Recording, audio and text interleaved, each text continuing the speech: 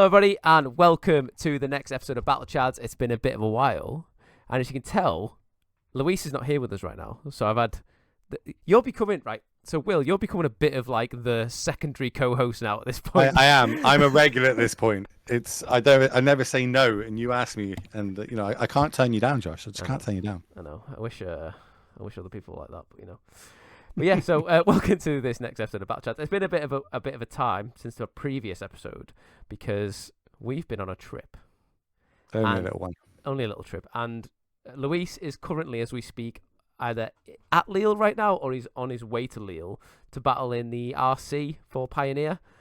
Now, I'm not sure if he's... I'm going to tell you what deck he's on because by the time this pod comes out, he'll be battling anyway. But I think he's picked ninjas for this. I'm not sure if that's a good decision or not, but he feels great about it. He's not at the best time in his Pioneer testing, and neither did I when I tested for my RC when I qualified with Pioneer. But there he is. I hope he does well. Best of luck, Luis. Yeah, I think you're going to need it. Ninjas in this economy.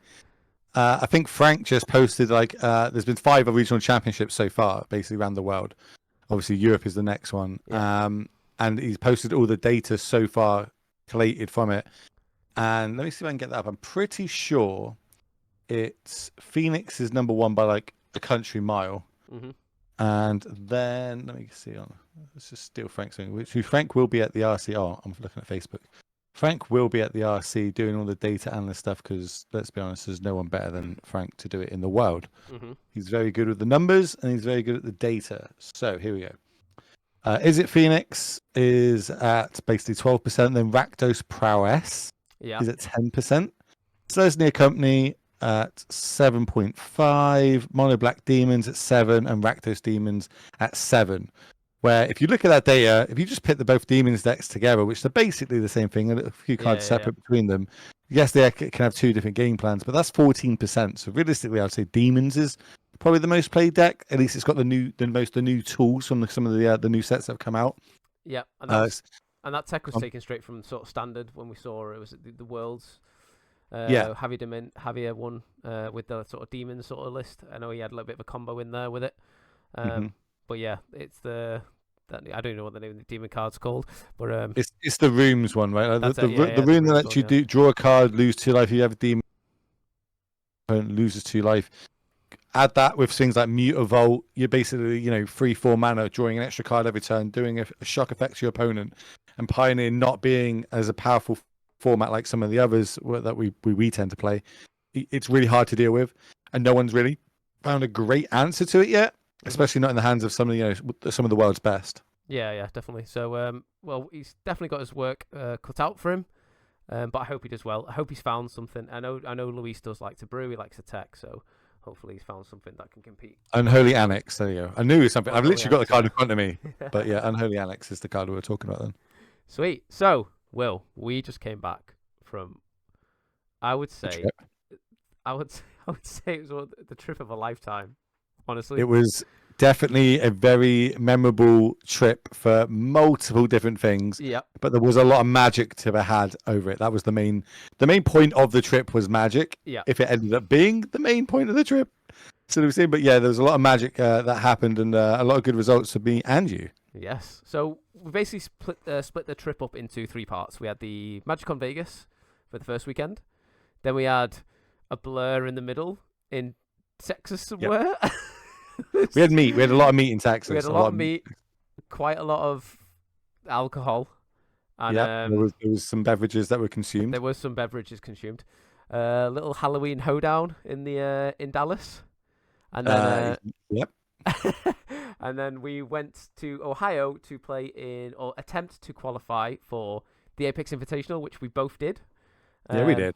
And then we had mixed results on the Invitational itself. So, shall we talk about Vegas first and foremost? Go over it. Talk about what did you do in Vegas, Josh? What were the tournaments you played in? So the tournaments I played in I played 3 tournaments. I played the Legacy Cup, which was on the Friday, and then I played in the Legacy. It was like Winner Original Art on the Saturday, and then on the Sunday I played a Modern Winner Sheet. And on the Friday, I did okay. I did very good. So I went 5-1-1, and the one at the end of that was intentional ID. So I was sixth in seed. So I thought all I have to do is ID. But what I didn't anticipate was the fact that some other 5-1s decided to play it out, which meant that even though I was sixth in seed, after the 7th round, I became 9th in the tournament in the Swiss. So I lost out on top 8 by, I think it was 0.7%. And the guy who came 7th up to round 7, he actually made it into top 8 and I didn't, because of the breakers, which was weird because my only loss in the entire tournament was to the guy who ended up winning it on Selesnya Deaths. So that felt really bad. I was really salty about that. do you hear that? It's the world's smallest violin. Oh, I felt really bad. I was like, why did I just play it out? Like I was running so hot. If you, it's just I think that's just an experience thing of looking at tiebreakers. Yeah. Like normally, if you're 1 to 4, you're pretty locked. Even 5 and 6, you're normally locked like you thought. Yeah, but like there is some like weird tiebreaker map, and you didn't know that one of the other tables was going to play. Yeah, which meant that you had to play. It's basically everything kind of went wrong for you. Yeah. And you know, I mean, if some of the people that you beat won their last few rounds, maybe your tiebreakers would have been the extra percent, but maybe they lost the last round. You know, going from 16th down to 24. That adds up together, and yeah, you got the 9th place stream, which is rough. It's a thing. It sucks, but we've all been there. Do you know what? 10th place feels better than 9th. Like 9th place feels rough, especially when I intentionally did that. Like I don't know what my matchup would have been in the last round, but I'm pretty sure I would have been okay.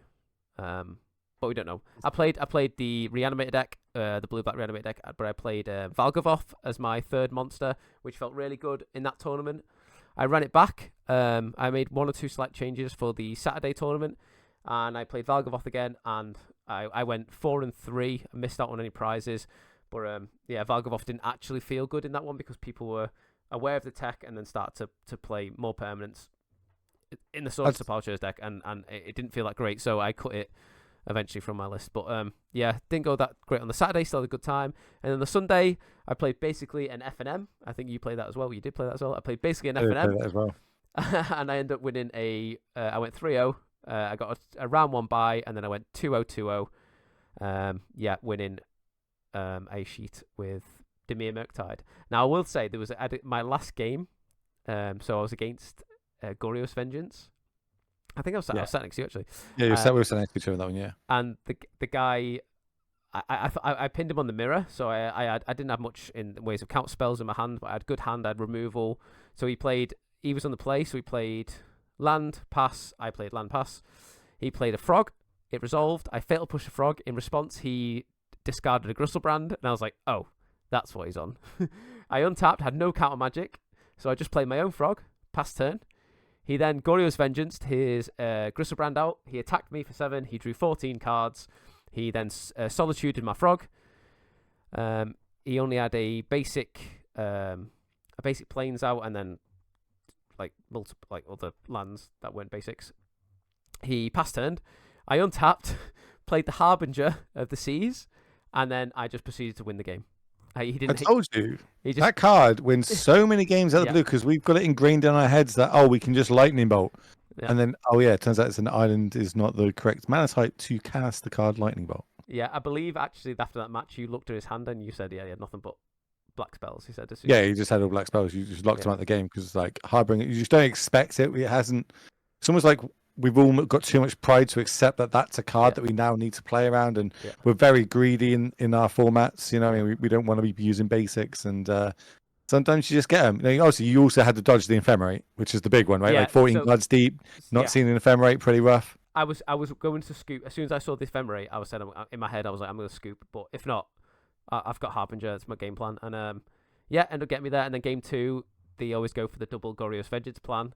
I sculpted my hand to anticipate for that. He went for the double Goryo's Vengeance. I got him, and then a graveyard trespassed him the turn after, which sort of sealed. You can't get 2 Goryo's Vengeances counterspelled and then your monster exiled from your bin. It's too much setup with that much pressure. Yeah.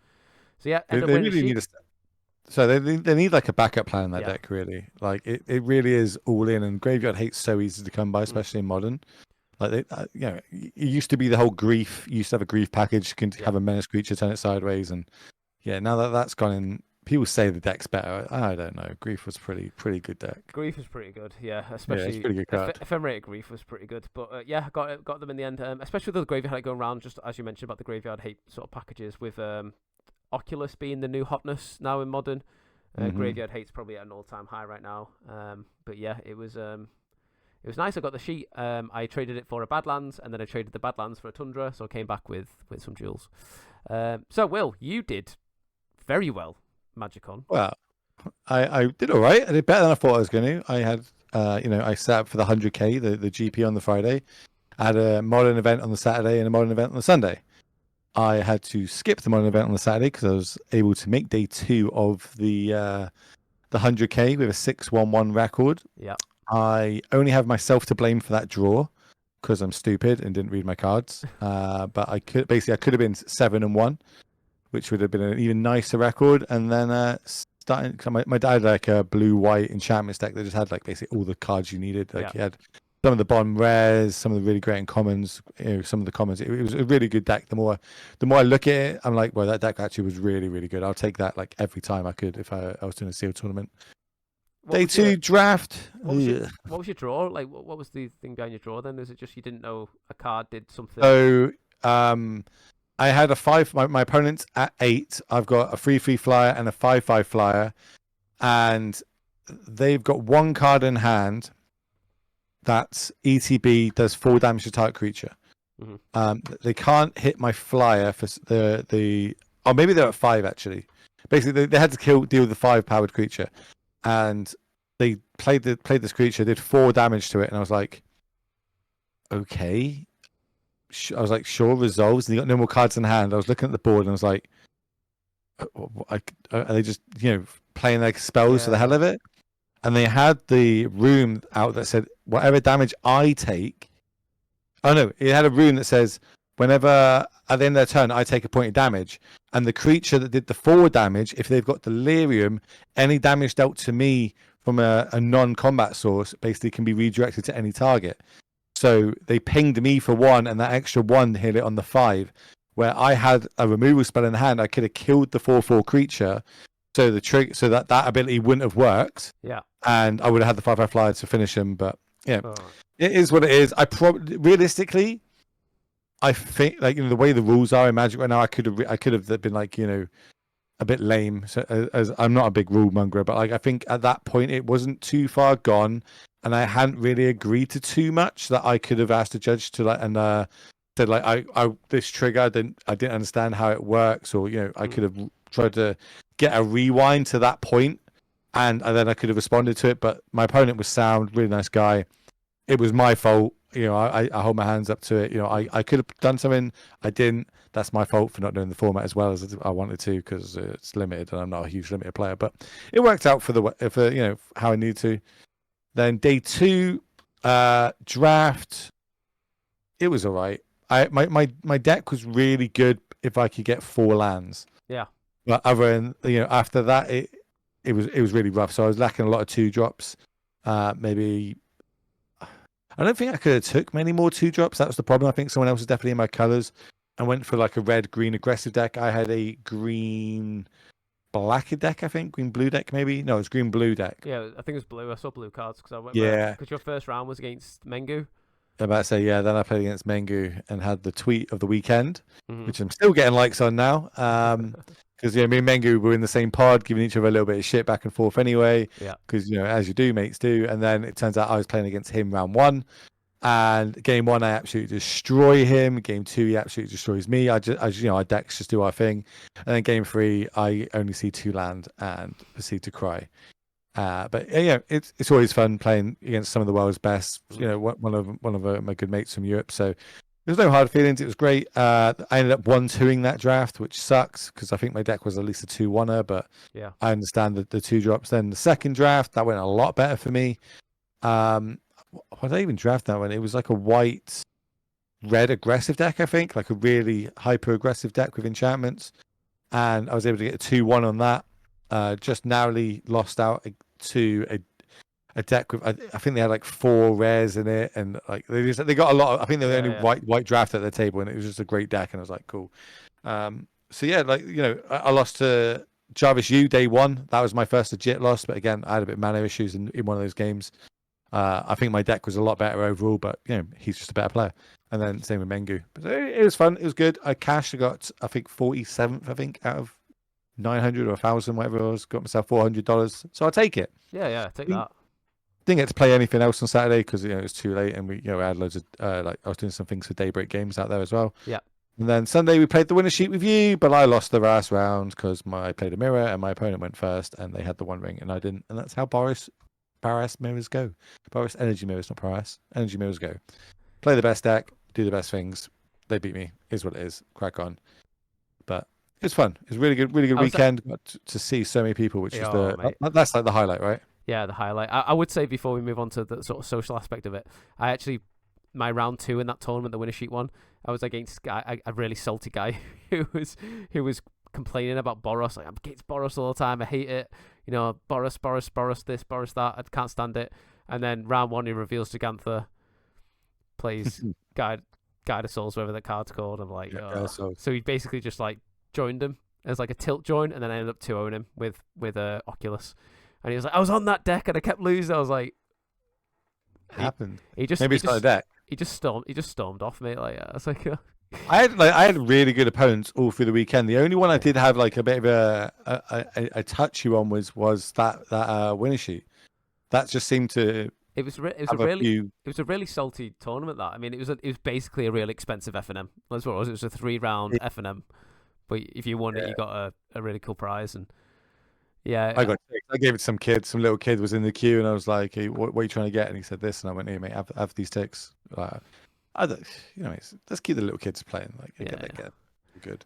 Yeah, that's great. It was great. Like, I do feel like the more competitive tournaments are. I know it's a bit of a tangent, but I'm going to say it anyway because it's in my brain. The more competitive a sort of a tournament is, it tends to be like people are on the same level field. So it's like people tend to be nicer, I think, about stuff. Well, you just realize it's a game. Yeah. Right? Like only one person can win that tournament. Out of 900,000 people, whatever it was, only one person can win. The rest of us are losers. Yeah, 8 people are really happy, even if you are, one of those 7 losers, but it's a game at the end of the day. Like, I understand people put a lot on it but the more experience it comes with playing games, you realize it's just a game. There's going to be more. You're going to lose a lot more. You're going to win a lot more. As long as you improve, take away what you've learned from it. But it was good practice because obviously I've got the Apex event coming up, and that's got 3 rounds of draft in it as well. So that's going to be. It was like really good testing for that for me. Basically, I just got to find a good modern deck I want to play. Yeah. So should we talk about the sort of social things we did? So yeah, sure. It's great. I guess for me, you're going to go absolutely milk this because the amount of times you said I proffed from. You did. You were privileged to be in my company for a change. Like, but like, I know a lot of people, so I was able to introduce you to a lot of people. Obviously, I meet a lot of them around Europe from all the events I do, or when I'm going to America and I do events, etc. And I speak to a lot of the companies and a lot of owners and a lot of the best players in the world, a lot of the streamers. Yeah. And they all tend to be a lot of them American based. So when I get to go over there, we get to hang out and. If I'm hanging out with them, you got to hang out with them. So you got to make a lot of new friends this weekend. And I'm surprised that you didn't mention in your Friday legacy who you were able to battle against and beat. Oh, that was actually on the Saturday. So on the Saturday, unfortunately, it was my tournament. I didn't do it well. I did meet Brian Koval, the cast and the cast of Eternal Dildos podcast. They're like my 2 favorite podcasters. So I actually met Brian Koval on the Friday. I didn't actually battle against him. I believe he didn't have the best weekend, so I didn't really see him. But then on my round 1 opponent on the day 2 event was him. I managed to beat him 2-1. It was a reanimated mirror. I just had more trolls than he did. So yeah, I got him in the end. It was a really nice experience. He's such a sound guy, really engaging. Really really talkative, really approachable, really. So yeah, it was great. And then the Eternal Dirtles guys, they were absolutely like mental guys. Honestly, they were just brilliant to talk to. So yeah, I battled against one of them on the Saturday as well. He was on breakfast, and I just did my stuff. I just too interactive. But yeah, so on the Friday, so we joked because I was like your little Pokemon for Whether we could like you was my Pokemon. Pikachu following you around. It's fine. It was cute. It was cute. That's what everyone said. It's so cute. Oh, you brought your little British Pokemon with you. Yeah. I just have to feed him and give him belly scratches. Oh yeah, they're good belly scratches. But yeah. So the Friday you introduced me to the guys up at Daybreak Games. Daybreak Games, yeah. So, Torben and Tony, Aaron, the whole team. Yep. We went out for dinner that night. We went with Young Dingo and Krista as well, didn't we? Yeah, Young Dingo was there. Yeah. Krista was there. We had the worst Uber ride of my life. That was on the that was on the Saturday, was it? No, that was Friday. That was Friday. It was to that restaurant. Yeah, it was so bad. That Uber. Oh, so we got into an Uber and we were trying to get into a restaurant. I can't remember where the restaurant was. I've no. It was a fancy celebrity chef restaurant. Right. Okay. Yeah. Well, we basically got on this Uber. We need to get to there, and honestly, the amount of U-turns and wrong turns, and Vegas is mental. Four wrong turns. In the end, I think this like 12-minute Uber drive took about 27 minutes, something like that. And then in the end, the Uber driver got so annoyed by the state of, I guess, the roads or the driving or whatever, or us, just dropped us off. 10-minute walk away from the actual. I think we could have just walked there from the. No, I think it was a 10-minute walk from where we originally were. It was an emotional Uber, but it's fine. We got there. We got to that restaurant. That restaurant was extremely fancy. Yeah. But it was our first meal in Vegas after being awake for 24 hours at that point or something crazy. Yeah. And yeah, we got to experience A5 Wagyu steak, which was pretty. But not only that, like we got was fed, it? like they fed it us, like the Aaron from the Daybreak Games. Shout out to Aaron. I'm not sure what was his title again. He was very high up. Yeah, so all of them are like high. It's a very small team, but they all do so much, and yeah, like they've all got different titles of what they do. I think there was 4 of them there actually, but only 3 of them joined us the first night. Yeah, it was. Yeah. He's high up. He's basically the person that fixes all the stuff. Yeah. When the games go wrong, I believe. So he fed us Wagyu steak grade. Was it A5, whatever it was? A5 Wagyu steak. It was like $150 a steak or something. Like $155 on the menu plus tax. He just fed me like a $15 bite. we were like when like a mother bird feeds their little baby bird, and it was like mouths open, looking up, just mouths wide open, like chirping at him. Yeah, and then we spoke. Can we get like a counter or something like that? That's like what let's just start from there on the Friday. Okay. That's the first prof you had for being. Okay, let's have the prof counter. A5 grade Wagyu steak. Okay, so that's one. Prof 1. So I'm gonna write these down. We'll see if as we go through the weekend how many profs we can actually knock down. So that's gonna be 1 prof. Yeah. By the way, if prof means like explain to me what prof means. Like a benefit, like a benefited from, like a free benefit, like a free benefit, kind of guess. Okay. And then we got those steamed buns, pork, crispy, crackling things. Whatever they were. Oh, they were good. They're really good. They were good. Got them paid for us. Yeah. Next prof. I feel like. Yeah, but you profed as well. How? Because you got a free bun. I work for them. Okay, fine. That was a company outing, and you were my +1. I was. I'm such a good +1. You put out and everything. I know, yeah. And then, so after that meal, I was just like awed with Vegas. Like first time being in America, never mind being in Vegas. So oh god, yeah. It was absolutely mental. So then we went back to we forgot to mention about so the hotel we dropped off at on the Thursday. We stayed at the Mardi Gras. Was it Thursday? Yeah, it was Thursday. But there was actually a Magic charity event in the hotel. Oh yeah. The extra, was it Extra Life one for kids? Yeah, something like that. Yeah, and it was I saw Gavin Verhey. I was like Dana Fisher. All these. I saw some other people that I recognized on Twitter. I was like, oh my god, these people are actually here. Yeah. So I did it pretty well. I think they raised quite a lot of money. I remember looking at, they had a vintage cube draft going on, and there's people there with like Power 9, Black Lotuses, etc. Like, it's mental. They have some great people that like take time out of their day to put that stuff on. I know some of them that do it. I don't know all of them. I always like one of my friends does it, and I always say to them like, why is this not a global thing? They keep that to just US. Like, you know, I think we could do something in the UK to, you know, help kids to you know, start playing cards in the evenings to school clubs and stuff.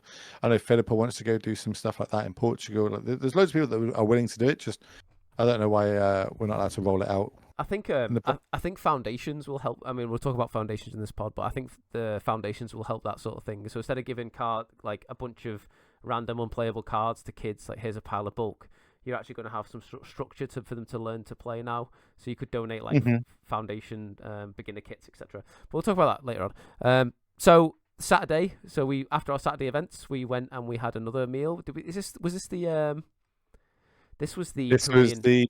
yeah. So people at this one was again the Daybreak team, Aspiring Spike, his other half, Anzed was there, Dingo and Krista were there again with us. And we brought there was two lads. There's two lads I made friends with. Two lads that you made, yeah. Yeah, I made friends with two lads during Legacy, and it was like they were like me from the day before. So they were how starstruck I was. They were like, "Oh my god, we're having dinner with the MTGO people," and I'm just like, "Yeah, mate, this is normal for me." I'm a baller. That's what I do. Yeah, it's just our role, mate. It's our role. Yeah, that was a very. We had Korean barbecue, right? So like the first time you had Korean barbecue, the problem was there was only one cooker for 8 people, so it took ages to get any food. Like it was fun for what it was, but I was hungry and it was a lot of admin. Well, and Anzed, my good friend Anu, helped us out a little bit to make the evening a little bit better. Yeah, he did. Where if his other half is listening, he did not spend a large amount of money buying us a bottle of sake. But if she's not listening, well, then Anzed bought both tables some big old bottles of sake, and we started hitting that down range. Yeah, it was. It made the night a little bit more spicy. Let's put it that way. I started drinking that, and I was like, "Oh god, this is horrible," but I just wanted more.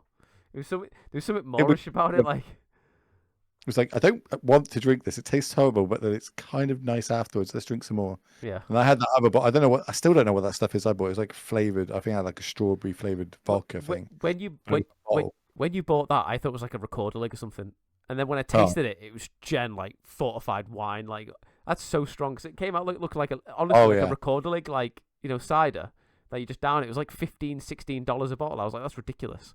And then when I tried some, I was like, that is not. Mate, I was drunk after that. I was like, oh no. I was like, no, oh no.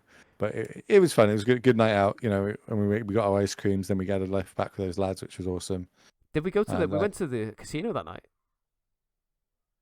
Oh, we did go to the casino that night. And I lost. Yeah. I lost $50 in 3 minutes. It was a strong effort. I won that night. I made like $30 that night. But we were like just watching Spike and his wife, fiance. I think Dingo didn't come, right? Krista was there. She was gambling.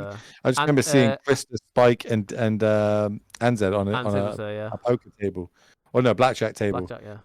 Just doing some crazy things, but it was all good. Everyone had fun. Everyone was great. Met so many more people. I couldn't even rattle off how many people I met that weekend. That weekend was mental. Shout out to the guy in the reception who looked after us. We randomly. Oh yeah, there was a Wizards employee. Yeah, it was just like bored out his mind basically in the corner. Yeah. So we went in there. I had to try and get my badge activated. He helped it, and we just sat there chatting to him for a little bit, and he was like, "Hey guys," and it just like gave us a free draft each, like 3 boosters each. And we're like, "Oh, all right, cheers, mate. Thanks for that." And then we're like, chatting a little bit more. And he went, "Hey guys," and give us another 3 boosters. Like, okay. And he's like, "All right, well, come back tomorrow and see me, and I'll give you some more stuff." I'm like, "No, we'll come back tomorrow and we'll give you some more stuff because you brought a load of chocolate out with you." Yeah, I did, yeah. So when we went back the next day, he gave us chocolate and he gave us even more boosters. Collective boosters this time. Then he gave you collector's boosters, and you went, "Can I have some more from my mate?" Because I wasn't there. I don't know where I was. And he gave you more than as well. Prof number 1 from me to you. That's the one and only prof of the weekend, shall we say? But no, it was good. The whole weekend was good. I was happy I managed to pick up the Magic comic books that came out. Obviously, the Marvel set came out. Yeah. So I was able to get those, which was pretty cool. We both got the fancy counter spell now, which I know a lot of people were after. I actually sold mine yesterday. Oh, how much did you get for it? I think I got about 60, 70 quid for it. I would have given you 60 for it. I didn't. I offered it, yeah, and you didn't want it. You were trying. You doubling that for me. You were like, oh well, 120 quid. I was like, no, I would have given you for less. It's. Nah, I actually don't know. I sold it to Lucas, so Lucas has got it now. It'll be on a wall somewhere. That's what I'm going to do. Probably frame it, put it on a wall. It's a nice thing to look at, but that's not the art I want on my counter spells. I'm not a Marvel person. Like I lost interest in Marvel after Iron Man 3, so I don't care about Marvel. Like I don't. It's not interesting to me. That's a good time to fall out of love with Marvel. Yeah. Except for you did miss out on Avengers Endgame, which is absolutely phenomenal. Yeah, maybe I should watch that. But I feel like I need to watch all the other stuff up to that. No, you don't really. As long as you got like a gist, you could watch the first Avengers and then watch the second Avengers and then from there basically stop. That's the point. It all started getting a lot worse. Yeah. So one of the Spider-Mans was kind of good, and then it died off again. You know, it's got its hit or misses now, but back then is when it was like a list. That was the best finale to a bunch of films. So anyway, not Magic related, but it kind of is now, I guess. But I mean, this is more like this pod's going to be like a bit of a travel blog, to be fair. Yeah, it's fine. Okay, that's Vegas, right? Okay. We went Vegas. No, we still got Sunday. What did we do Sunday? Sunday we went to double animal style. We went to go. Oh, we went to In-N-Out Burger. In-N-Out Burger. Yeah. So we had double. Again, we got dragged out. We spent a whole weekend with Young. We spent like 2 weeks of Young Dingo. Yeah. Dingo and Krista and Torben from Daybreak Games, Anzed, Aaron. We all because we said we've never had In-N-Out Burger. Yeah. So they were like, "Oh well, we're going." So we went to In-N-Out Burger in Vegas. Yeah. They told us what to get, which was a double animal style with fries, extra crispy animal style, which is not on the menu apparently. Well, it was good. It was a really good burger, really good fries, but it's just a Five Guys. It was another way Five Guys being done to me. Do you know what? Five Guys was like 4 times more expensive than that. 3 times maybe. Yeah. Like Five Guys is expensive, but it tasted exactly the same. Yeah. It was basically Five Guys, but better value for money. Yeah, like I'd happily go again. Oh yeah, like, 100%. It was one of the better meals we had out there, I think. Yeah. But then we did have some good meals in America, which I'm sure we're going to talk about shortly. Yeah. And then so they all flew out on the Sunday, and then it was just me and you on the Monday. Yeah, we're going to have another night. Cause the luxury we had is we knew we had a ticket into Vegas, and we knew we had to be in Ohio a week later. Between that week in between, we could do anything we want. And originally we were going to go Denver, and then we changed it to Chicago, and then we eventually changed it to Texas because that's where we heard the meet was. Yeah, I don't know why we picked Dallas specifically. I think there was some. It was the cheapest flights. Yeah, is that literally what it was? Yes. When we were looking at flights, it was the cheapest one between that and Houston, I think it was. We'll just go to Dallas. Luckily, we picked kind of well because that's the nightlife place everyone said. Yeah. And Houston was the meat place, like the food place, but it was pretty good food where we were. Speaking of nightlife, though, before we moved to Denver, we had the day. We had the day on the Monday in Vegas where we just went around the strip and we haggled for a massage as well. But you had this bright idea. So William here. What did I do? William was looking for. We were sat in the hotel hot tub, and William was recceing ideas to go out for food. Oh, I know where you're going. Okay. So he was like, "Oh, I found this place on TikTok. It's where these food blogger goes." And I was like, "All right, okay, sweet. Where is it?" Well, it's a truck. Okay. So it was a truck. Confirmed, was a truck. So like what? Round the corner? No. It's in a car park. Okay, cool. Where? We have to get an Uber. Okay. How far? 15 minutes. All right, okay. The car park is a strip club car park. I was like, right, so it's 30 minutes of Uber to go to a truck in a stripper's car park. And you were like, yes, I saw it on TikTok. And I was like, fine, let's go. And we went. It was the seediest, absolute seediest. So bad. So bad. It was rough. It was seediest actual location. It was like proper local strip club right out the strip, like on the other side of Vegas.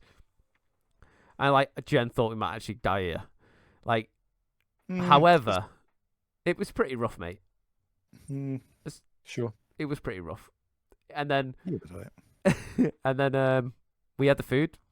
The food was absolutely insane. Food was great. Makeshift table was great. Oh yeah, that's like, it was great. Yeah, we ate outside in a makeshift table that you made. I actually got a photo of it actually, and it was great. We spent like $100 on food and cheesecake, and it was great. Oh yeah, the cheesecake. It was a cheesecake with jam, and then they just got another cheesecake. It wasn't like they used it in the middle. They just went, well, we'll just turn this cheesecake upside down and put jam in the middle of it. And it was a sugar overload, and I loved it. Yeah, it was like a cheesecake. Yeah, I was so full after that. And then we were up 4 in the morning to catch an early flight to Dallas. That was such an early flight. But then we were kind of jet lagged, so it kind of wasn't. Like realistically, I don't think I slept until like yesterday. Yeah. I feel like I just haven't slept in like a couple of weeks. So we flew out to Dallas. We got the train from the airport into Dallas, and all I was after was a bar. Because in Vegas, there's no just like bars you can chill at. There are, but they're like uber expensive because if you're not gambling, they're not interested. So the bars in Vegas are uber expensive. So I just wanted a bar with some bar food and just chill. And we found that. It was great. We had wings. Well, I had wings. You had tacos or whatever it was. Beers. I did. It was great. Well, that was that first bar. Yeah, that first bar was quite cool. And then we went to the Airbnb, and then we were out then on the old Sauce on a Tuesday night. 3 days straight. Yep. And then we met Grogu. Yeah, we met a lovely lady called Grogu, and she was telling us where to go and what to do, and where to stay away from. Yeah. I found my favorite bar, which no one besides Americans would understand the reference for when I say the words. We found an emo bar called Shot Topic. Yeah. If you're American, you get that. If you're not American, you probably don't get that. But it's fine. It was an emo bar. Yeah. And I was in love with it. I fell in love with an emo bar. I fell in love with an emo bar. I did not do the karaoke though. That karaoke was you didn't think it was good, but I thought it was insane. Yeah, but you were drunker than I. I was very drunk. Yeah. So we went out there. Then the Grogu from the bar. She actually took us for tacos the next day. So good. Oh my god. So good. Like I've never had tacos. Like any tacos I thought I've had, I haven't had. They were good. Yeah, I've never had tacos before. I thought I did, but after them, no, never had them. And queso, mate. I've never had queso before till then, like actual queso. Which one was queso? Was that the crisp stuff? The cheese dip. Yeah. Damn, that was good as well. That was very good. And then, that was very good. And then what did we do after that? We were very hungover. We went to the cinema, mate. I was about to say we went to the cinema. I was telling this story yesterday to someone actually. That we went to the cinema thinking we'll go, watch whatever film, and we'll get there an hour early and we'll just find some food close to it. We rock up to the cinema, walk in, we're going to go see Smile 2. Turns out this other film that we both want to see is actually on, and we'd rather see that. So we tried to get tickets for that. Turns out they were sold out, so we couldn't watch it anyway. But then we asked the guy behind the reception, like, oh, well, where's good to get food around here? And he went, here. I'm like, what? He's like, you've never been to one of these cinemas before? You're like, no. And it's basically a restaurant cinema. So you sit there, and your seat is a reclining seat that's got a table on it. It's got like a little checkbook thing that you write down your order from the menu that's in front of you. Yeah. And then they just bring it to you and refill your drinks, and it's just table waiter service basically while watching this film. Yeah. Made some amazing pizza. It was insane. It was so good. And you ordered the spicy meat pizza and you made it angry because you can add the additional spice. And I ordered some pesto, nice. No. Yours was goat's cheese, bacon, and Brussels sprouts. Yeah. So I always thought, why is it Brussels sprouts? But it was gorgeous. It was good. However, you tasted it because I had the spicy pizza first, and it was absolutely delicious, but it was very spicy. So when I came to try the pizza that I ordered, I couldn't actually. It tastes like cardboard. I was like, the thing is, it was dark when they delivered them, so they just picked one in front of me and one in front of you. We went, well, we'll just go 50-50. We'll just eat it anyway. Yeah. Well, I did start on yours, and then you started on mine. But yeah, it was hot. That pizza. Though. It was good though. It was good. I kind of miss it right now. I'm starving. I want some angry pizza now. Mm. And then we went back out drinking again. Oh yeah. Then once we watched Smile 2, which is all right. It was okay. It was good. It's better than the first one. Then never seen it. Went out drinking again. Then it was Halloween, so we went for more tacos. Yeah. No, did we go somewhere else for breakfast? No, that's the day we went to barbecue. So Halloween went barbecue.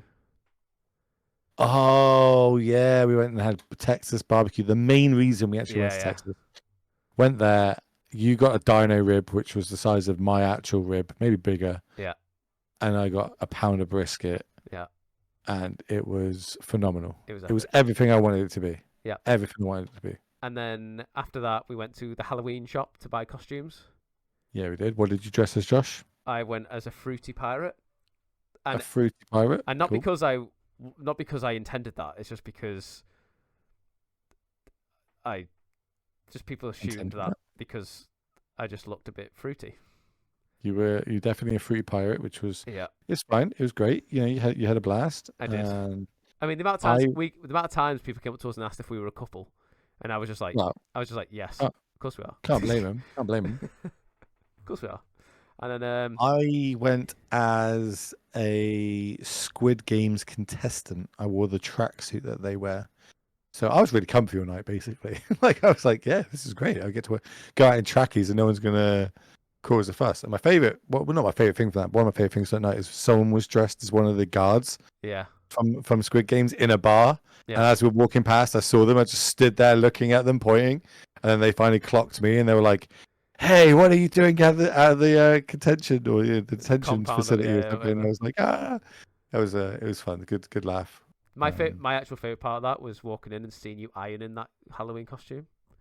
Like, you were putting. I didn't want creases in it. You were legit like pusses ironing that. You were like ironing creases in that bad boy. And I was like, "What are you doing? It's a Halloween costume." You were like, "I'm ironing it." Yeah, it was creased. I needed to iron it. That's what an iron is for. It's like if I gave you my phone number, you'd need a pen to write it down. Yeah, it makes sense. Creased clothing, iron, done. I didn't want to have it look like it just came out of a packet, which it literally just did. Yeah. Well, I thought that was bizarre. Anyway, so we went out. We got extremely drunk. Again. Hanging out. We went to Shot Topic again. Your favorite place. My favorite bar, and it will always be my favorite bar now. And then we witnessed a shooting. Up at that biker bar. I can't remember what it was called. It was like Jolly's Bikers or something like that. It was like a proper hard metal rock biker thing. And when I say there was a shooting, I genuinely mean someone died that night. Someone got shot that night. I didn't know that they they died. Unalived it. Yeah, they got unalived, mate. Like in Texas. Because I thought originally it was fireworks. I only told people this when I got back. I thought it was fireworks at first, and then I was like, "What's going on?" And then it was like legitimate, like rounds down, and it was about 80 meters away from where we are. All the police started running over. It was mental, mate. It wasn't on the list. It wasn't on the bingo list. No, but some random Uber just openly like jump in, and I was like, okay, so I just jumped in the Uber, and then bugged out. Just bugged out after that, and then woke up very hungover after that night. And then we were then we flew to Ohio, right? We did. We went to Ohio. After, of course, more tacos. We had more tacos. We had more tacos. Then we had a visit at GameStop, and then Grogu, bless her, she took us to the airport because she's a good egg. Yeah, good egg. Then we got our flight, which we worked out 20 minutes before we landed that if you just connect to the Wi-Fi, you can watch the free films. Yep. Classic. Yep. And then we were in good Ohio. We got picked up by Alex. Bless you, Alex. Yep, Alex and Connor, absolute heroes. Yep. But they're awesome. Ever since I first met them, I clicked to them. Yeah. First I went to Ohio last year. They picked me up and they came to Magiccon Amsterdam, so I met them in Amsterdam. That's who I was hanging out with in Amsterdam. Yeah. They are just some of my favorite people, not just in Magic, just in the world. Like they've got absolutely, they're so cool. They're so cool. It's just genuine people. So we went for we wanted something completely different. So we went for sushi. Well, I had some sushi. Oh yeah, we went to that Asian restaurant. Yeah, I had like some more rib stuff. It wasn't that great. Your sushi definitely looks better. You got a sushi platter, which was meant for like 2 or 3 people, and the guy was like, "Oh, I thought you were sharing it," and you're like, "No, it's for me." Yeah, buddy. Sushi. I wanted something fresh. At this point, I think it was like what day? This was like day 9 or something, and we still hadn't seen a vegetable. Oh. And so we had the sushi. Then it was an hour and a half drive or so to Ohio, Columbus, Ohio. No, we were in Columbus. We drove to, I forget what the town was called, where Apex Is it Cleveland? Something like that? I'm not sure. I'll look it up while you say more words. I'll say more words. So we drove there. We went to, it was Kyle's brother's house, was it? Where we played the poker. Yes, yeah. It was Kyle's brother's. That's first. He just bought that house. That's the first time we were in there. So he co-owns Apex, am I right? Cladwell, Ohio. Cladwell, Ohio. Little town. It's like, honestly, small little town, but it's got this massive gaming center in there. It's class. The home of Apex Gaming. So we went there. We went to, what was Kyle's brother called again? Kyle's brother. Oh, I keep forgetting his name. Sorry, sorry. I do. I always forget. Like, I'm terrible with names. I'm more of a face person. I'll always remember your Facebook. Anyway, went in there and I walked in and I saw Todd Anderson, Ross Miriam, PT Bench. Krista was there. Young Dingo was there. All playing poker.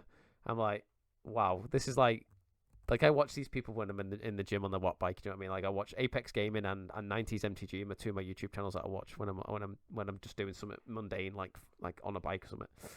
And they're just there. I'm like, holy hell! There's Todd Anderson, Ross Miriam, Young Dingo, Krista, yeah, PT Bench, all these people. But what did you work out? They're all just humans. They're just normal humans. Yep. You just see them online occasionally. That's it, yeah. So they're very, very, very kind, very welcoming, very, very welcoming. Showed me some poker. I've never played Texas Hold'em before, so play some poker. Won some money and then immediately went to lose it because the thrill is exciting. And then it was a great experience. Then we went to bed. We met Kyle for the first time, Kyle for the second time because we met him in Vegas. We stayed at his house. His house is incredible. His house has got a balcony in it. It has a balcony, mate. It has got a gym. Indoor balcony. It's got an indoor balcony. It's got a gym. It's got a library. It's got a massive basement with a cinema in it. I was about to say it's got cinema. He's got the golf stimulator. He's got the shuffleboard. He's got the bar. It's a very, very big house. I always describe it as like if you've ever sseen American Pie 2, the beach house they rent out. Yeah. It's that. Yeah, basically. But this guy's very successful. He owns multiple businesses. He owns Apex or co-owns Apex. Hard worker. Yeah, hard worker. But smart worker as well. Like this guy, like he works like every day. Like every day he works. I mean, it's not. I don't think it's a sacrifice that I would make, but it's a sacrifice he's made, and it's surely paying dividends for him now. But he's such a genuine bloke. Honestly, so much time for him. We actually presented him with a special coin, didn't we, and a patch to say thank you. And he. Honestly, just lovely family, just amazing. Awesome. Yeah, so good. And then we settled down for the night. In the morning, we were getting ready for the Apex Last Chance qualifier. There was 2 qualifiers that day, so we had to get 4-1 or better in the first one, or 3-1 and better in the second one. Top 4 basically. Top four of the cut gets you into the invitational. If not, you're playing RCs. There was also an RC on the Saturday as well. Yeah. But obviously, me and you just wanted to try and qualify for the invitational on the Sunday, the main event. So I played Frog, with the Oculus Frog build in Modern. I 4-1, so I got qualified in the first one. I think you lost to a Mirror for 3-2. Is that right? In the first one. Yeah, I lost to Heliod. That ended up going through, and then I also lost to Mirror. Yep, and then but you managed to get it back in the second one, no problem. Not like the second one. I had some crazy feature matches over that weekend, just in general. And everyone should go watch Apex. If you're not following them on all the socials, you should be, especially on the Twitch. They've got really good production on Twitch. But both of us featured on there as well, so we should be on YouTube. Yeah, it'll be on YouTube at some point. Yeah. It'll be, you can go watch the VODs, etc. But spoilers if you don't know how bad I got beaten. Twice I had 2 really bad beats stories.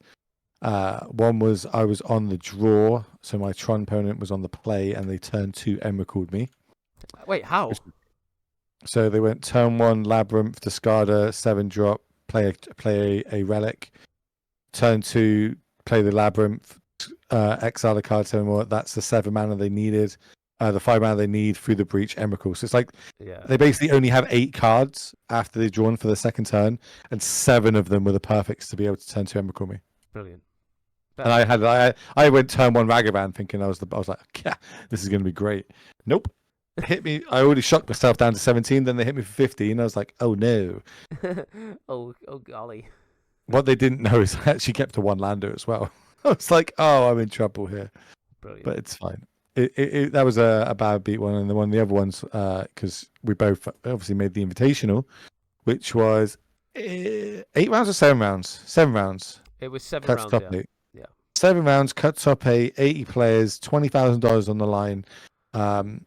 Apex, they put on these amazing events, and the more they put on, the bigger they're getting. The bigger they get, and the more chance they can start adding prizes like Pro Tour invites, etc. Basically, what Axiom are doing in the UK. That's basically what they're doing. Yeah, they basically do that in their local area, and they're trying to get to the point that Axiom's at, where they can get a Pro Tour invite, etc. But it was a 20K, 7-round event. We both, I think I went X2 and came 11th.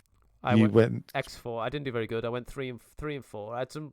There was 2 games where I know I misplayed and lost, but then there was like 2 games where I just drew absolute awful. I think one game I locked out my Boris opponent with Harbinger, and they was top decking, and I think I drew 7 lands in a row, which in about 18 land deck. Never winning those games.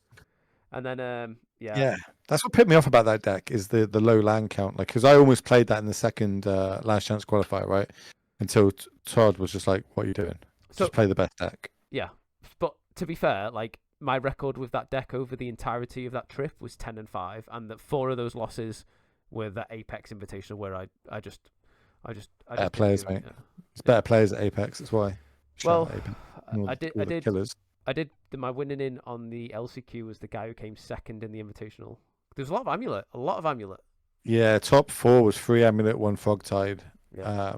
One of those amulet ones gave me an absolute shooing on camera. I think they went, so game 1 they go turn 2 ring, turn 3 ring, turn 4 ring, turn 5 kill me. I was like, cool game. Game 2, I'm on the play, go turn 1 Ragavan, turn 2 triple Ocelots Pride, turn 3 play a Ajani, end up with 28 tokens after the I passed the turn. They untap, go get themselves the amulet with the mana floating off the saga. Bring in I can't remember what the land is that copies another land. Vesuva, yeah.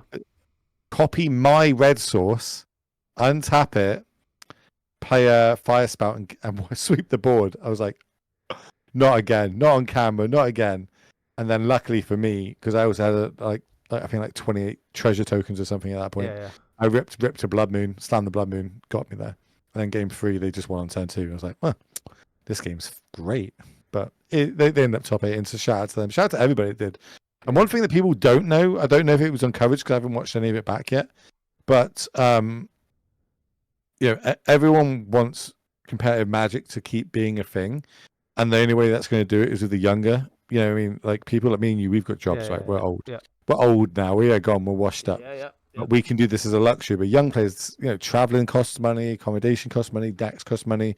There was a undisclosed sponsor of the event. This is brilliant. Someone basically gave $1,000 to the tournament and said they only want that money to be split 4 ways to the top 4 players under 24 to keep, to basically give them a boost to keep playing more Magic. It's like a bursary, wasn't it? Yeah, you know what I mean? It's like an incentive as well. I think there was out of the 80 players, there's about 24 players in the room that were under 24.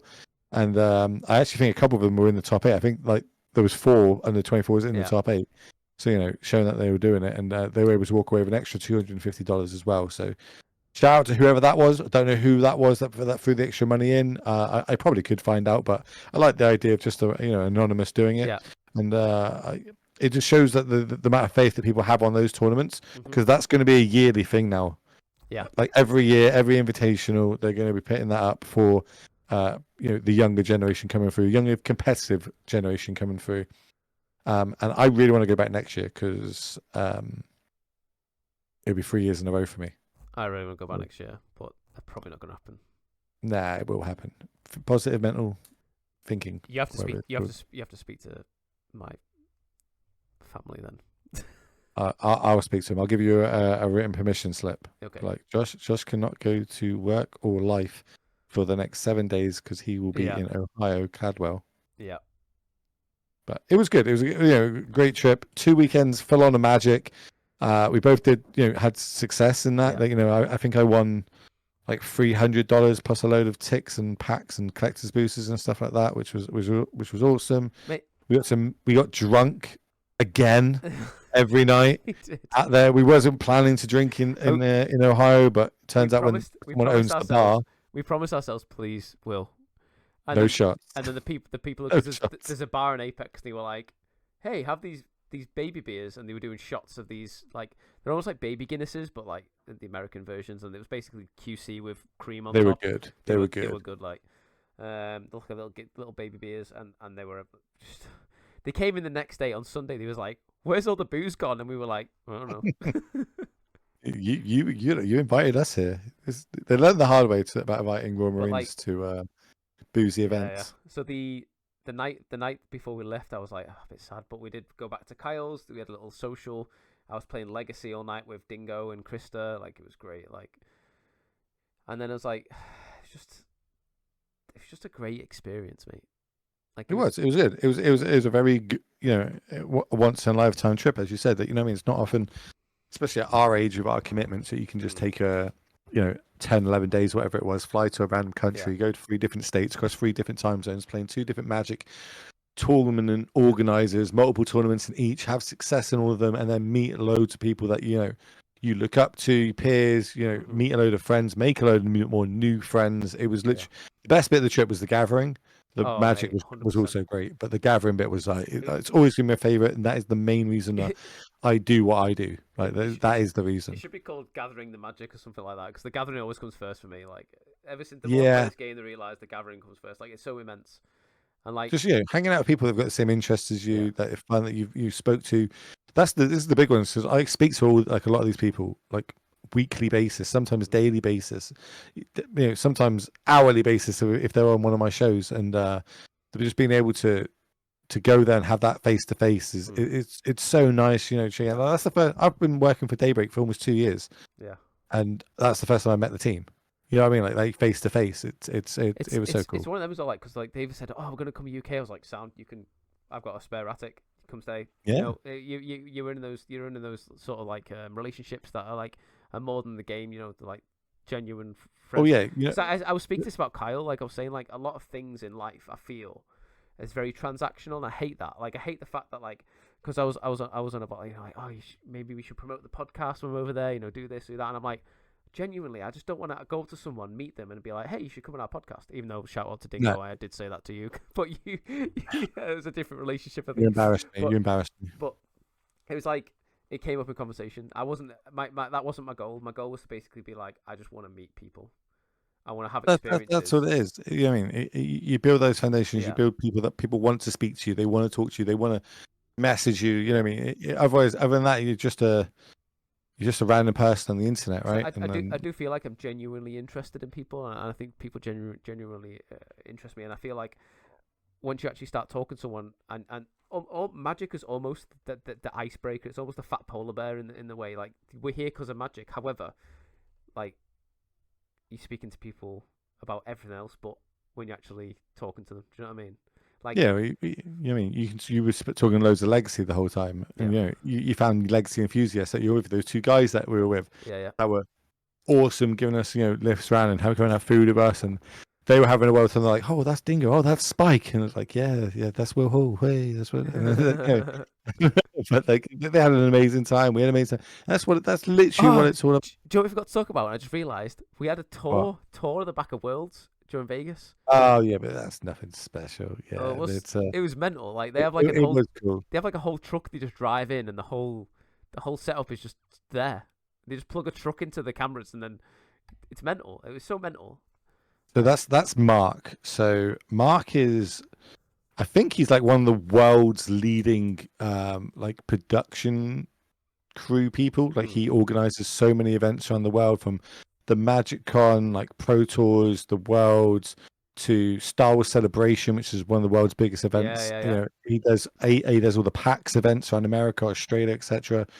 Because that's actually where he was before this one. He's in Australia doing a huge event. And just like when I was able to work the Pro Tour, me and him just hit it off, kept in contact, kept talking because I went to Star Wars Celebration in UK, met up with him again there. He got me some backstage stuff and gave me some cool invites to things, which was nice. Kept in touch again. Saw him, whenever I travel, I always make some time out of my day to go say hi to him wherever he is. And that one there, he showed us, because when I was last there, it wasn't in a truck. Yeah. It was all outside of a truck. So he was come see the truck. And then, we got to walk through and you get to see how it's all recorded. There's a lot of work. It's literally I think they do the Super Bowl or some sort of Super Bowl commercial or something like that. Like they really are like the cream of the cream when it comes to production type stuff. And you just got to, you got to see behind the scenes who's doing what, how many people do this, how many screens there were, and then runners and the judges, because obviously that was the main bit of Magiccon was Worlds for me. I know that Wizards and a lot of other people, that was just it's Magiccon that happens to have Worlds. It's Magiccon that happens to have Pro Tour. But to me, it's the Pro Tour is the main reason to be there. Worlds is the main reason to be there. The other stuff is a nice add-on. And I'm not huge on the fact that it's flipped in more recent years to, it's a con that happens to have something there where, like, we literally crowned a world champion and there was only probably 30 people stood there. Yeah, it wasn't many. And there was 25,000 people over the weekend.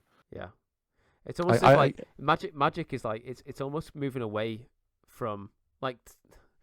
I'm not blaming Commander, but Magic is very casual now with like Commander. Yeah, I mean, like I would like it to be more pushed towards competitive. Like I want, but not like it's not going to be. Like we both know that we're going to go down a real bad rabbit hole here, but like we know it's not going to be right. Yeah, I mean, there's hope, right? Because some of the announcements. Should we talk about some of the announcements that they said in Vegas, and we could talk about them before we sort of wrap it up. So one of them was the introduction of Universes Beyond in Standard. I'm not sure how I feel about that. I don't care. Secret Lairs doesn't bother me.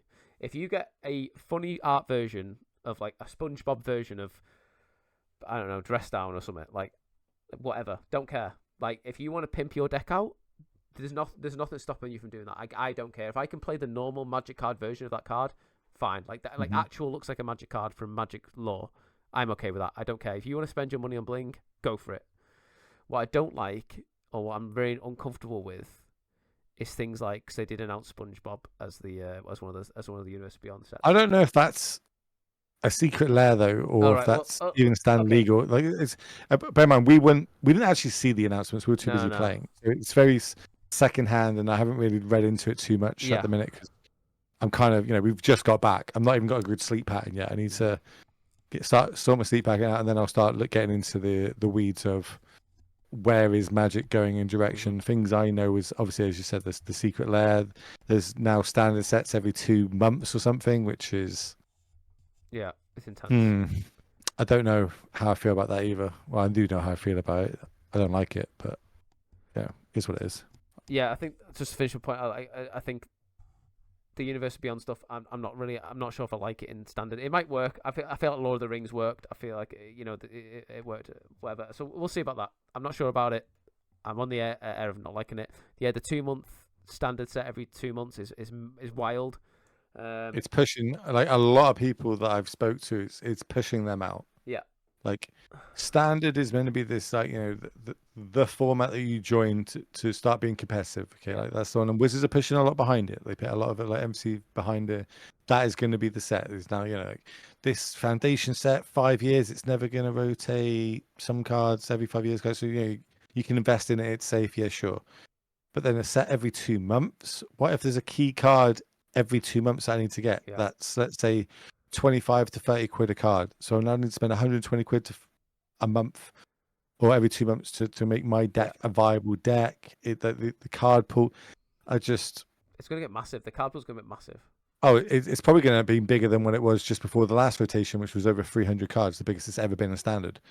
It's going to, look, time will tell. We could be completely wrong.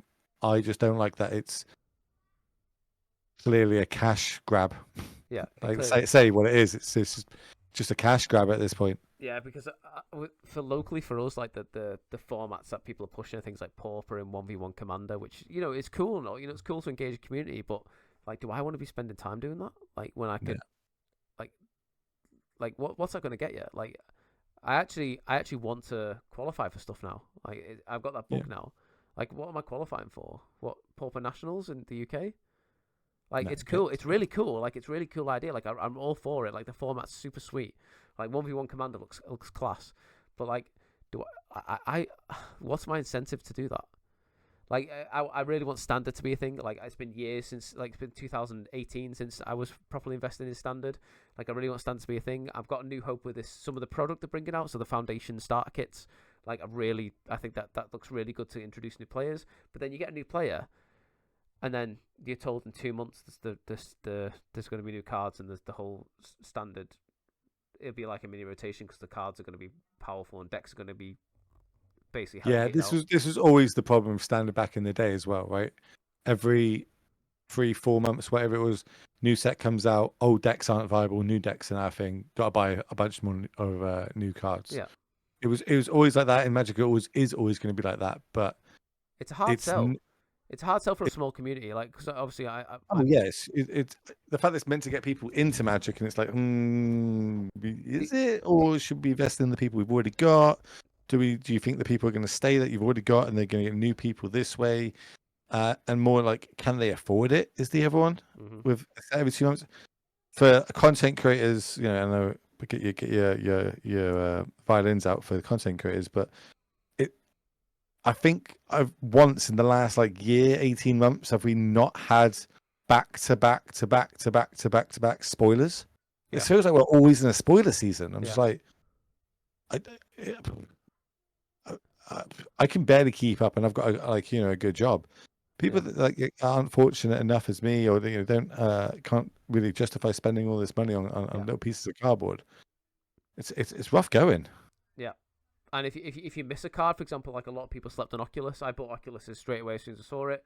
I bought them for like £8 each, and they're like up to £25 a card. Mm-hmm. So if you're not on top of it and you're not keeping up to date with these sort of spoilers or whatever, you're gonna miss this out, and then you're gonna miss the train, and you're gonna miss then your cards that you decided are actually really good and seen a deck that being played in are gonna cost you even more money because people have figured out before you have, etc. And just because matches don't come in.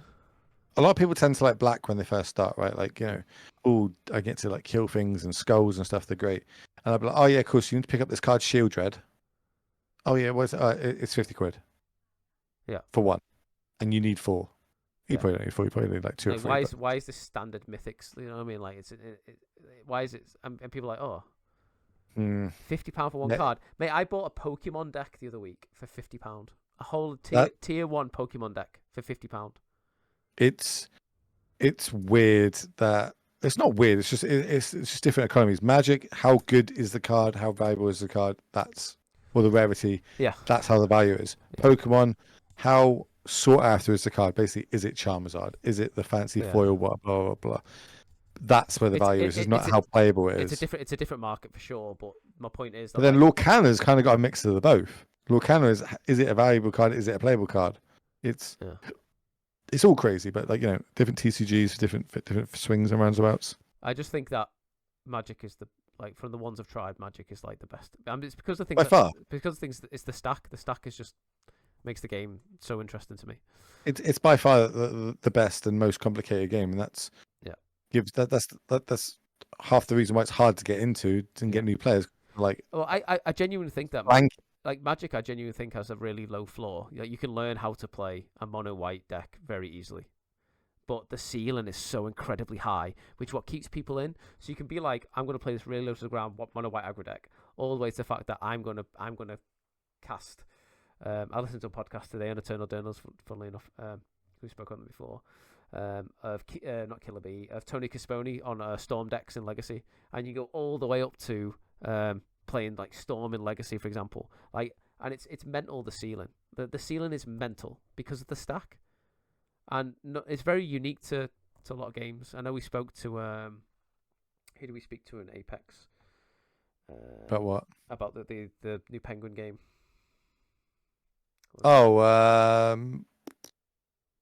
There's new. They basically they invented a new TCG that took the best parts of Magic, i.e. the stack, and I tried to make it friendly, and they came up with this penguin card game. It looked really cool, to be fair. About Vibe or something. Vibe Check it was called, something like that. Roland Chang. Roland Chang, yeah. He wanted to encapsulate the stack and make a card game based with the stack still as part of the feature of the game, and it looked really cool, to be fair. Although the theme, I'm not sure the theme's on point for me personally. I can see why people would really like it. But yeah, I hope Wizards make some better decisions in the future, and I hope it works out. I hope Foundations I've got a lot of riding on Foundations. I hope Standard becomes very viable, and I hope Standard becomes viable enough where a small community like mine actually take on board and can actually use it to introduce new people, but also engage existing. Because I'm with you. I hope that I just want to see more competitive Magic. I don't care what level or format it is. I'm probably always going to play it. Right? I want the format to count. I'd like to be in an environment where it's a format that counts. I mean, I don't mean to like hate on people's pet formats, like, you know, because my pet format's Legacy, and you could argue that Legacy just doesn't count anymore. Legacy, it doesn't count anymore. Yeah, you can't qualify for the photo by playing Legacy. Yeah, so Legacy is just it's basically a fan favorite now, which is a shame. But you know, I would like Standard, Modern. I guess Pioneer doesn't even count anymore. Well, yeah, one of the announcements from Wizards about there's no Pioneer high level events next season. That's like the RC season. That's kind of what we stick for the Pro Tour. I've always found the healthy balance for me for Magic, and I know we're going to put an end to this pod shortly, but the balance for me for Magic is 2 formats. If I could focus on 2 formats, I'm happy. Like 2 formats for me is fine. Like if I could, like for example, for this trip, it was Modern and Legacy for me. They were the 2 formats I focused on, and I felt like I was in really good health space with them. I had enough time to practice. I had enough focus. But if say like because originally I thought we were going to play Pioneer in Apex, so then I was like, right, I've got to play Modern, Pioneer, and Legacy. And when you told me, there's no Pioneer, I was so relieved. I was like, oh my god, that's like one entire format I don't have to worry about or think about, because it's arguably. It's like out of all the formats there is to qualify for the Pro Tour, it's arguably amongst competitive players the worst format. Which people will say it's Modern because of the ring right now, but it's not. Let's be honest. It's Pioneer. Pioneer, yeah. There's a format that you have something crazy like an 85% advantage by going first. That's crazy for a format. Yeah. Like absolutely. Mate, honestly, shouldn't be a thing. Modern right now looks like, if you take away the One Ring from Modern, You've got a really good aggro deck that dies to sweepers and graveyard hate, but it's still really viable and really good. You've got a tempo control deck that can be hated out by aggro, but also is very fun, very powerful, can be interacted with. The only thing that I think with One Ring ban in Modern, I think control decks might struggle for a win condition. Yeah, control decks just die. Yeah, like that. It's gonna. You just won't see control decks, but then you don't really see too many control decks now as it is. Yeah, I mean, you've got like, I guess you can people. I don't know if they hedge towards like 5 mana Teferi. I'm not too sure if that's good enough or not, but no, compared to the ring. Well, yeah, obviously it's not going to compare the ring, but I do think the ring is holding back Modern quite a lot. Like I like it. You got fogged out 3 turns in a row. Yeah, and I just accepted it because I could have done the same to them. Like it's a card, it's a Magic. Would I love to see it for flavor text that you could only have 1 restricted? Could it be the first restricted card in Modern? That'd be cool. I'm all for it. I'd like that. I would say though that like the games that I lost in Apex, like not one of them involved the ring, which is that's good. Yeah, which I thought was interesting. Which makes me think that like, you know, the ring's viability in Modern, like I think these decks without the ring are still really good, and I think the ring being banned in Modern would be really healthy for the format. I think it will get banned. I don't want it to be banned, but I think it will get banned because there's just the internet's a thing, and the uproar that's currently happening, and weirdly, Wizards pay a lot of attention to like people moaning. I do think the feel bad around the One Ring is very justifiable. I feel like what the One Ring does suck when you lose to it. It really is rough when they start chaining rings off and you're like, great. What the One Ring does is that So as a tempo player, for example, so this is from tempo player, and I'm sure lots of other players. Every decision you made up until the point where a one ring resolves is completely invoid and invalid, because what you've done is you put loads of work to stay on top of your opponent, to out tempo your opponent, or to control your opponent, or to manage their resources. They get through the gaps with one ring, and all that work and all that game of Magic, you might have had a 20-minute game of Magic from that point, means nothing, because they're just going to recuperate all the resources. They're going to double cast spells on every turn. They're going to get a handful of cards every turn. Like, it completely invalidates that. And the fact that the ring has protection as well means that you can fog opponents out on key turns, and not only that is you can reset the ring counters by playing the second one. I do think the ring is inherently like. So do you not think that you could build a modern deck that doesn't lose to the one ring? That doesn't lose to the wrong ring. Yeah. Do you think there's not enough cards printed in modern that deal with the one ring? Oh, I think there's plenty of cards deal with one ring. The problem is people don't play them. You want to be good against all these different decks, but there's a problem. This is like a lot of cards. People, especially in modern, like they moan about it because they lose to it, and they don't think about how can I fix it? How can I beat that card? Okay, so the argument against you play Oculus, right? So let's look for black blue answers. Counterspell's the easy one, right? Yeah. Counterspell, spell pierce on curve, spell pierce. But thing is, you've got consult to memory, a one mana blue spell. So the point is that you're bringing all these spells in, but you're bringing them in against a Boros aggro deck. So you're weakening your deck for like creature removal, for board wipes, etc. But you're not losing to the ring. No, but you're not losing. So now you're losing. Now you're losing to creatures. So now you need to have your removal spells in there. Are you going to remove these cards that are good against the ring for the removal spells? That's modern. That's how you build your deck in metagames. Like if you don't want to lose to a certain deck or a certain card, modern has got a big enough pool for you not to make that happen. You're just going to disadvantage yourself versus other ones, and that's where we come into Boros just seems to be really good against everything. Like, you know what I mean? It's got a good game against ring decks, it's got a good game against control decks, it's got a good game against control decks, because when you average it all out, it's just got a high win rate across everything, where other decks can't do that. They can't be good against the ring, they can't be good against cat magic, can't be good against this, that, and the other. So the difference is, say for example you look like a game-winning threat such as Flage. Like Flage sticks for 2 or 3 turns, you'll take a lot of damage potentially. You might have to chump a few blockers, but then you'll eventually find a removal spell, kill it, and then you're done. With one ring, if they stick the one ring, what they've done is they've drew 6-7 cards. They've invalidated everything you've done, every decision you've made up to that point, and then you've essentially lost the game because they've just drew more resources than you. You can punish them for doing things like playing Bowmasters or Shield Dreads. You can play things like Narset. There's cards in modern to deal with the one ring. People just don't play them. The problem is the one ring is drawing. So the deck you're trying to play wrong against, they're drawing answers to your answers. So, for example, I drew Bowmasters. They've already drew their Galvanic Discharge. It's a zero-sum argument, in my opinion. However, I think it's not. No, they're wrong. I think the ring's going to go. Yeah, I think there's going to be enough chat. I don't think it should go, but that's a different story. Like if you look at the top decks, Boros Energy plays it. Doesn't need to play it. Dimir Murktide doesn't play it. Mardu Energy, I don't think plays it. Let me have a look. Definitely plays it. Mardu Energy. Mardu Energy does not play it. Belcher doesn't play it. Zoo doesn't play it. Eldrazi Ramp plays it. So out of the top 6 decks, Boros Energy plays it because it just can. It's not like the best deck card in the deck at all. And then the Eldrazi Ramp deck has it, and then just go control. Most games I lose against Boros, I will admit that is down to like Goblin Bombardment, and then they play like Ocelot Pride. Goblin Bombardment is a house in that deck. It's so good. I love that card's a thing in the deck. But people are gonna moan. Is what it is. Oh yeah. I don't like the One Ring, but I'm not sure if it'll be. I'm pretty sure that modern will be fine once that goes. Like I guess I feel for the control decks, but. Whatever. That the best ring deck is Amulet Titan. Yes. It's a ring deck. Then it's got Titans in it. Like it is. It can turn to the One Ring. Amulet and Titan, go off. Amulet Titan is such an egregious deck, and the only reason why it doesn't get touched year after year is because people think it's hard to play. It is hard to play. That thing is really hard to play well.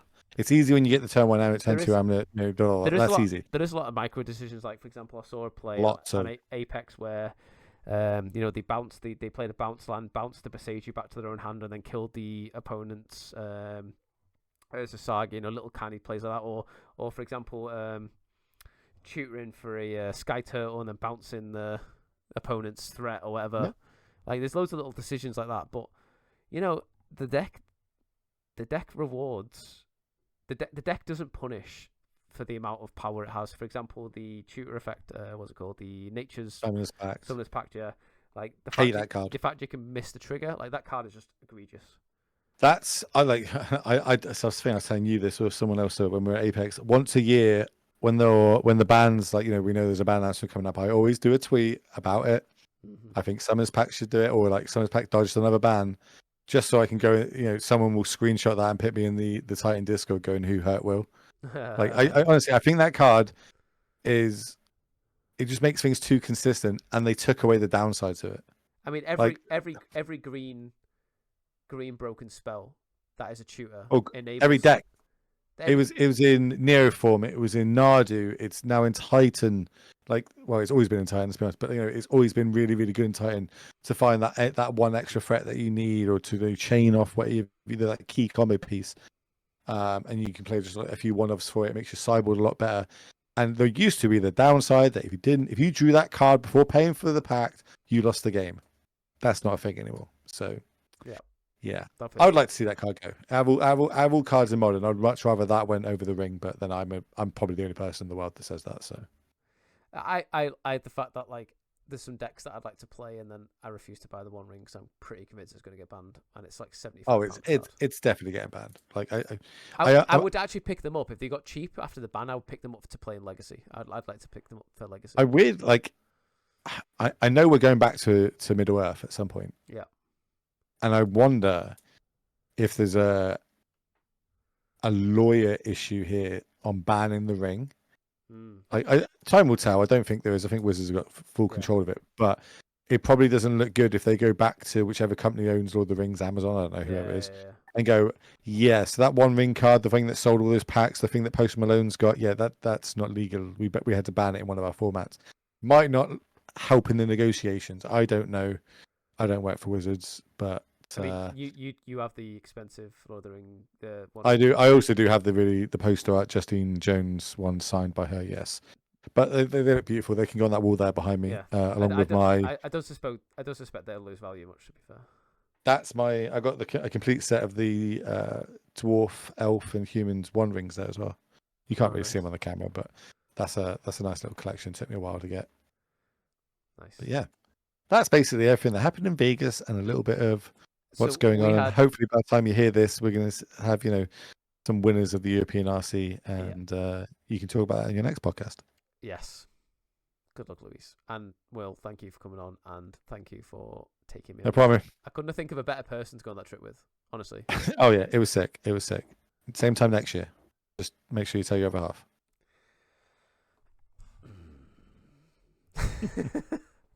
I need to pay for this trip first. I'm still all on tick. Yeah, fair one. We're gonna have to work some overtime. I did overtime today, actually. Starting ahead of it. Right, cheers, Will, and thank you, everybody. Don't forget to like, comment, and subscribe. Any trips you've been on recently? Any thoughts on the state of Modern? Any thoughts on decisions that Wizards have been making to your game? Let us know.